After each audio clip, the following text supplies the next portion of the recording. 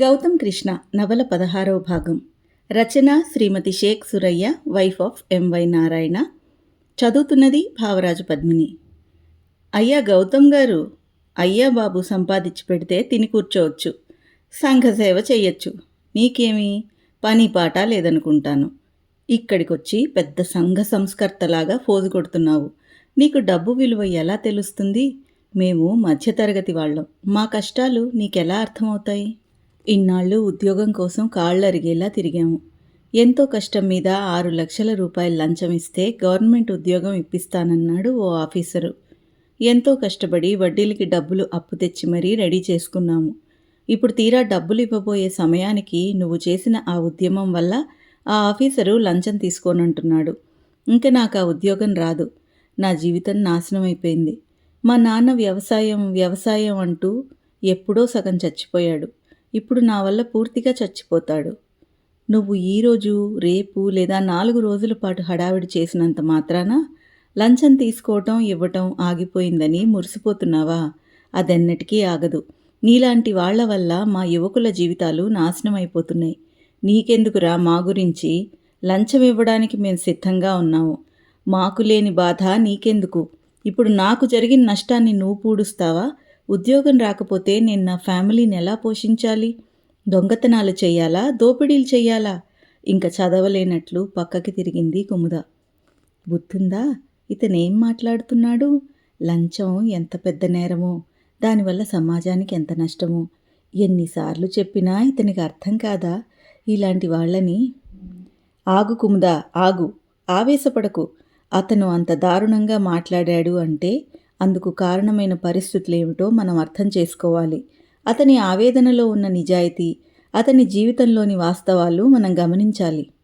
ఉద్యోగం సంపాదించడం కోసం లంచం అనేది ఓ ముఖ్యమైన అర్హతగా నేటి యువతరం భావిస్తోందన్న వాస్తవాన్ని మనం నమ్మి తీరాలి. అతన్ని నిందించటం కాదు, అతను విసిరిన ప్రశ్నకి సమాధానం మనం కనుక్కోవాలి. గౌతమ్ మాటలు వింటూ ఆలోచనలో పడింది కుముద. అంటే రాత్రంతా మీరు ఈ ఈమెయిల్ గురించేనా ఆలోచిస్తున్నారు? అడిగింది కుముద. అవును, అతని మెయిల్ నన్ను బాగా డిస్టర్బ్ చేసింది. అతని ఆవేదనలోని నిజాయితీ నాకు కనపడింది. అతను చెప్పింది వాస్తవమే ఆలోచనగా అన్నాడు గౌతమ్. సమాజంలోని సమస్యలన్నీ ఒకదానితో ఒకటి ముడిపడి ఉంటాయి.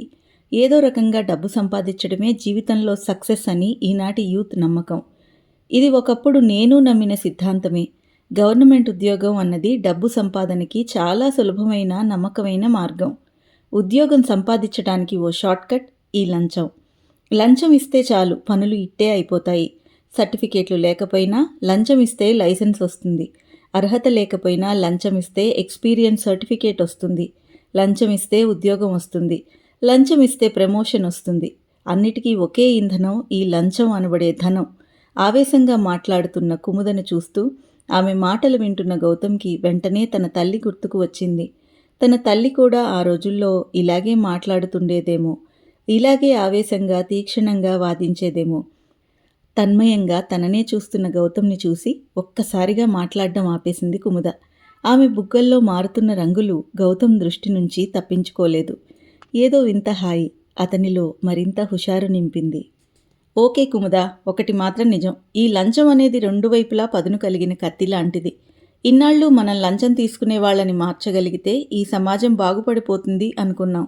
కానీ ఈ లంచం అనే రాక్షసి లంచం తీసుకునే వారికన్నా లంచం ఇచ్చేవారిపైనే ఎక్కువగా ఆధారపడి బతుకుతుంది. లంచం తీసుకునే వారికన్నా లంచం ఇచ్చి వెంటనే తమ పనులు పూర్తి చేసుకోవాలనుకునే వారే ఎక్కువ ప్రమాదకారులని ఇప్పుడు నాకు అర్థమైంది. అంటే మనం ఇంకా పూర్తి విజయం సాధించినట్లు కాదు.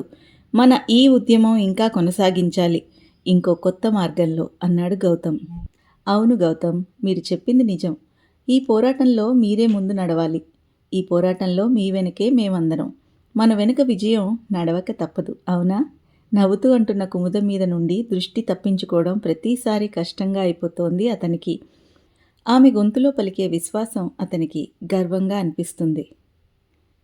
మన ప్రణాళిక కూడా ఈ విషయం దగ్గర నుండే మొదలు పెడదాం. అసలెందుకు ఈనాటి యూత్ ఇలా ఆలోచిస్తున్నారు?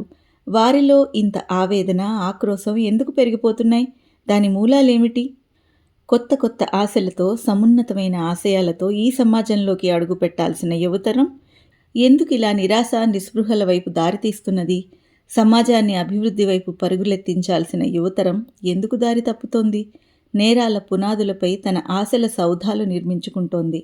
దీనికి మనం తప్పకుండా సరైన పరిష్కారం కనుక్కోవాలి. ఇదే మన తక్షణ కర్తవ్యం. ఇదే మనం సాగించబోయే రెండవ పోరాటం అన్నాడు గౌతమ్. అతని కళ్ళల్లోని కాంతి ఆమెను మైమరిచిపోయేలా చేస్తోంది. అందుకు నేనేం చెయ్యాలో చెప్పండి boss. I'm always at your service. Dictation తీసుకోవడానికి రెడీగా నిలబడ్డ పిఏలా పోజిచ్చిన కుముదను చూస్తూ హుషారుగా నవ్వేశాడు గౌతమ్. అంతవరకు అతను పడిన టెన్షన్, అలసట అంతా ఎవరో మాయాజాలంతో తీసేసినట్లుగా మనసంతా ప్రశాంతంగా అనిపించింది గౌతమ్కి. అతని మొహంలో అలముకున్న చిరునవ్వులో రాబోయే ఉషోదయాన్ని చూస్తోంది ఆమె మనసు. ఓకే కుముదా, నాకు యూనివర్సిటీ దాకా వెళ్లాల్సిన పనుంది. ఆ వర్క్ కంప్లీట్ చేసుకుని వస్తాను. నేను మీకు తర్వాత కాల్ చేస్తాను. బాయ్ అంటూ బయటికి నడిచాడు గౌతమ్. అతని వెనకే బయటకు నడిచింది కుముద. ఇంకొంచెం సేపు అతనితో టైం స్పెండ్ చేయాలని తన మనసు పోరు పెడుతుంది. కానీ ఒక టాస్క్ అనుకుంటే ఒక్క క్షణం కూడా అతను వేస్ట్ చేయడని ఆమె అనుభవం చెబుతోంది. ఓ నిట్టూర్పు ఆమెను సముదాయించి బయటకు వెళ్ళిపోయింది. చాలాసేపటి నుండి నడుస్తున్నాడు గౌతమ్. కుముదకి యూనివర్సిటీ అని చెప్పాడు, కానీ ఆ యూనివర్సిటీ దాటి చాలా దూరం వచ్చేశాడు. అతని మనసులో ఎన్నో రకాల ఆలోచనలు. ఎలా ఈ సమస్యను పరిష్కరించాలి? అన్నిటికన్నా ముందు అడ్డంగా నిలబడుతున్నది నిరుద్యోగం. యువతరాన్ని నిరాశ నిస్పృహలకు గురిచేస్తున్నది. దీన్ని ఎలా అంతం చెయ్యాలి? దీనికి ఆల్టర్నేటివ్ ఏమిటి? అలా నడుచుకుంటూ రైలు పట్టాలు దాటి వెళ్ళిపోతున్న గౌతమ్కి ఓ చల్లటి గాలి తెమ్మెర వెనక్కి లాగినట్లు అనిపించింది. ఎదురుగా పచ్చని పొలాలు. దాటి వెళ్లాలనిపించలేదు. అక్కడే ఓ రాళ్లగుట్ట మీద కూర్చున్నాడు గౌతమ్. చేతికి అందిన ఓ కర్రపుల్లతో నేలమీద గీస్తూ ఉండిపోయాడు. అతని మెదడంతా గజిబిజిగా ఉంది. చాలాసేపటి నుంచి జరుగుతున్న మేధోమథనంలో లీలగా ఒక ఆలోచన మొదలైంది. అస్పష్టంగా ఉన్న ఆ ఆలోచన నెమ్మదిగా ఒక రూపం సంతరించుకోవడం మొదలైంది. నేలమీదనే లెక్కలు వేస్తున్నాడు గౌతమ్. చాలాసేపటి తర్వాత ఒక నిర్ణయానికి వచ్చినట్లుగా అతని ముఖంలో సంతృప్తి కనపడింది. నెమ్మదిగా ఇంటికి వెనుతిరిగాడు గౌతమ్. ఇంటికొచ్చిన గౌతమ్ తన రూంలోకి వెళ్ళి కూర్చున్నాడు. ఇంకా అతను కంప్యూటర్ ముందు కూర్చుంటే అతన్ని డిస్టర్బ్ చేయకూడదని రాణాకి బాగా తెలుసు. అందుకనే తన పని తాను చేసుకుంటూ ఉంటాడు. గౌతమ్ తన ఆపరేషన్ మొదలుపెట్టాడు. 2వ నిమిషంలో ఢిల్లీలో ఉన్న అడ్వకేట్ చాణక్య ఛాంబర్లో ఫోన్ రింగ్ అయింది. Hi Gautam, what a surprise! ఇన్నాళ్ళు ఎక్కడికి వెళ్ళావు? అమ్మ నువ్వేదో రీసెర్చ్ కోసం వెళ్ళావని చెప్పింది. ఎప్పుడొచ్చావు? గబగబా అడిగేస్తున్నాడు చాణక్య. ఓకే కూల్, అన్నీ చెప్తాను, బట్ నాట్ నౌ. నువ్వు నాకు ఒక హెల్ప్ చేయాలి. నువ్వు ఫ్రీ టైం చెబితే నేను మళ్ళీ కాల్ చేస్తాను అన్నాడు గౌతమ్. ఓహ్ చిల్ బాస్, నేను నీకు టైం ఇవ్వడం ఏంటి చెప్పు, విషయం ఏమిటి? ఆత్రంగా అడిగాడు చాణక్య. అతనికి గౌతమ్ని చూసినంత ఆనందంగా ఉంది. చాణక్య, ఇది ఫోన్లో చెప్పే విషయం కాదు. ఓ ప్రాజెక్ట్ గురించి నీతో డిస్కస్ చెయ్యాలి. ప్రస్తుతం నేను వైజాగ్, ఆంధ్రాలో ఉన్నాను. నువ్విక్కడికి రావాలి. నీకెప్పుడు వీలవుతుందా అని అడుగుతున్నాను. గౌతమ్ మాటలు పూర్తి కాకముందే గట్టిగా నవ్వాడు లాయర్ చాణక్య. అదేంటి బాస్, నువ్వు మాట్లాడాలి అంటే అది ఎంత ఇంపార్టెంట్ ప్రాజెక్ట్ అయి ఉంటుందో నాకు తెలుసు. ఈరోజు నైట్ ఫ్లైట్ ఉంటే బయలుదేరుతాను. మేబీ రేపు మధ్యాహ్నం నిన్ను కలుస్తాను. వైజాగ్లో ఎక్కడో అడ్రస్ షేర్ చేయి అన్నాడు లాయర్ చాణక్య. హో థ్యాంక్ యూ, అడ్రస్ ఏమీ లేదు. నువ్వేదైనా హోటల్లో రూమ్ తీసుకో, నేను అక్కడికి వస్తాను అన్నాడు గౌతమ్. అతనికి చాలా సంతోషంగా ఉంది. తృప్తిగా కళ్ళు మూసుకున్నాడు గౌతమ్. తర్వాత తను చేయవలసిన పనుల లిస్టు రెడీ చేశాడు. ఒక్కొక్కటిగా అన్ని కోణాల్లో సమస్యను వివరంగా ఎలా డీల్ చేయాలా అని నోట్స్ తయారు చేసుకున్నాడు. ఆ రోజు అతని మైండ్లో రూపుదిద్దుకుంటున్న ఆ పథకం ఈనాటి యువతకి ఓ కొత్త మార్గం నిర్దేశించబోతోంది.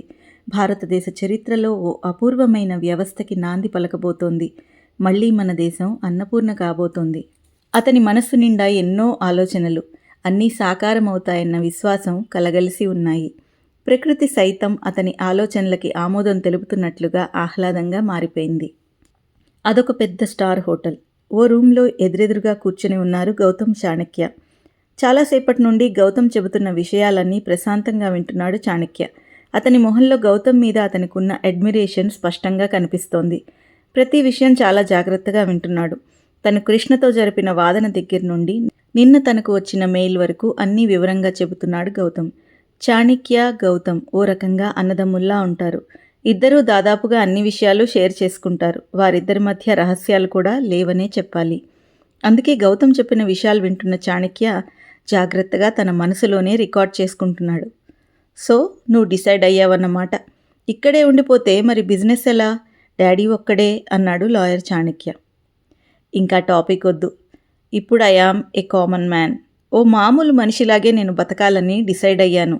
And now I am happy also అన్నాడు గౌతమ్. ముందు నేను చెప్పేది విను. నా ముందున్న సమస్య, దానికి నేను చెయ్యాలనుకుంటున్న పరిష్కారం, ఇవే నేను ప్రస్తుతం ఆలోచిస్తోంది. అందుకే నీ హెల్ప్ కావాలి. నా ప్రాజెక్ట్ గురించి నీకు చెప్పడానికే నేను ఇక్కడ దాకా రమ్మన్నది అంటూ తన ఆలోచనలని చాణక్యతో చెప్పడం మొదలుపెట్టాడు. Okay, I got it. ఆలోచన అయితే అద్భుతంగా ఉంది. నువ్వు పూనుకుంటే ఖచ్చితంగా సక్సెస్ అవుతుంది.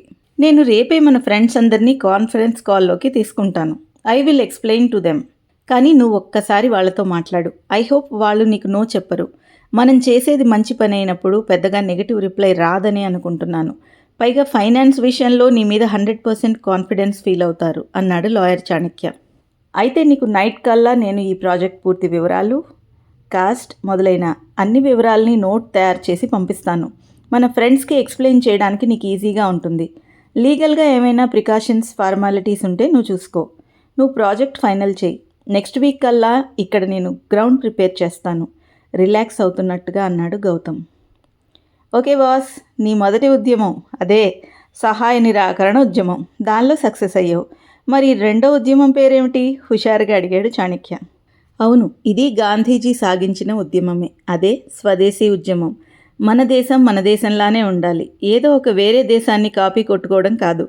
మన దేశం పూర్తిగా మన అస్తిత్వాన్ని, మన సంస్కృతిని ప్రతిబింబించాలి. అందుకే ఈ స్వదేశీ ఉద్యమం. ప్రపంచంలో అన్ని దేశాలు మన దేశ సంస్కృతిని చూసి మెచ్చుకోవాలి. గౌతమ్ గొంతులోని నిజాయితీ, దీక్ష చాణక్యని లేచి నిలబడేలా, క్లాప్స్ కొట్టేలా, శభాషని మెచ్చుకునేలా చేశాయి. గౌతమ్ కృష్ణ తర్వాయి భాగం వినాలంటే మా ఛానల్కి సబ్స్క్రైబ్ చేసుకోండి.